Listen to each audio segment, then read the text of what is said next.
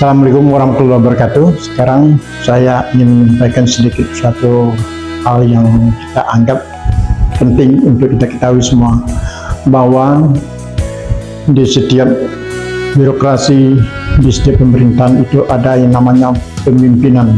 Kepemimpinan itu ada juga yang namanya top manager. Katakanlah mereka itu adalah seorang top manager yang memegang eselon 2. Untuk mendapatkan atau untuk menduduki jabatan seperti itu, kita haruslah memenuhi syarat-syarat tertentu yang telah diberikan pengumumannya.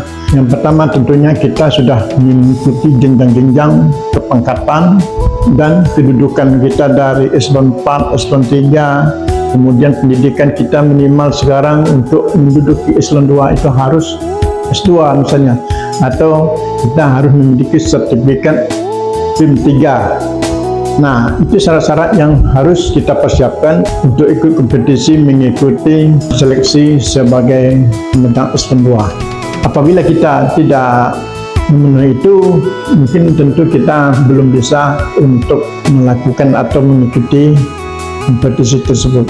Kemudian, di samping kita mengikuti syarat-syarat yang telah saya sebutkan tadi, tidak cukup dengan syarat-syarat itu saja, tapi kita harus memiliki jiwa moral yang tinggi, moralitas kita, integritas kita, kemudian juga kepribadian yang sangat tinggi, dan memiliki rasa solidaritas yang tinggi, juga memperhatikan anak buah, kita peduli terhadap penderitaan bawahan kita misalnya. Itu sangat penting sekali.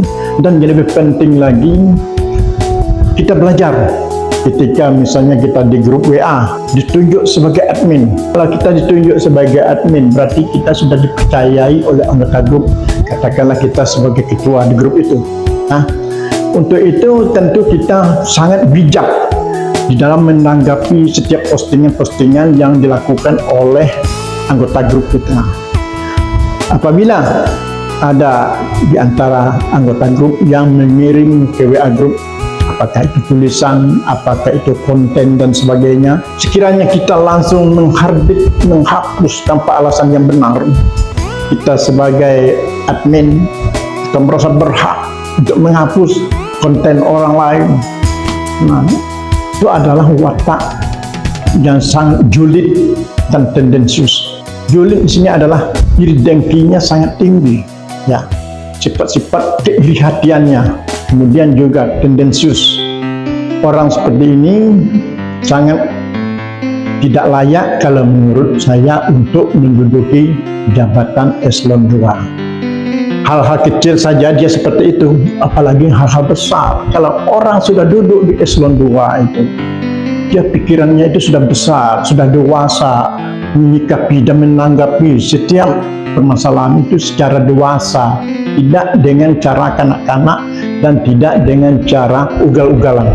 Orang yang ugal-ugalan, orang yang kanak-kanak, yang tendensius, julid, itu orang yang tidak akan maju, tidak sukses di dalam cara berpikirnya. Karena orang picik, kemudian juga orang yang licik alias iri hati, julid, tendensius. Nah, itu sebagai seorang pemimpin atau sebagai seorang calon pemimpin masa depan, kita harus menjaga hal-hal demikian agar jangan sampai kita sebagai calon pemimpin jangan berpikiran seperti apa yang saya katakan tadi, karena itu tidak akan membuat dampak positif terhadap organisasi yang dipimpinnya. Karena di hal-hal yang kecil kita sudah menggambarkan dan sudah terbayang oleh kita bahwa ketika mereka memimpin suatu instansi yang lebih besar, mereka akan berperilaku yang aneh-aneh dan yang tidak sesuai dengan kedudukannya dan alias kanak-kanak.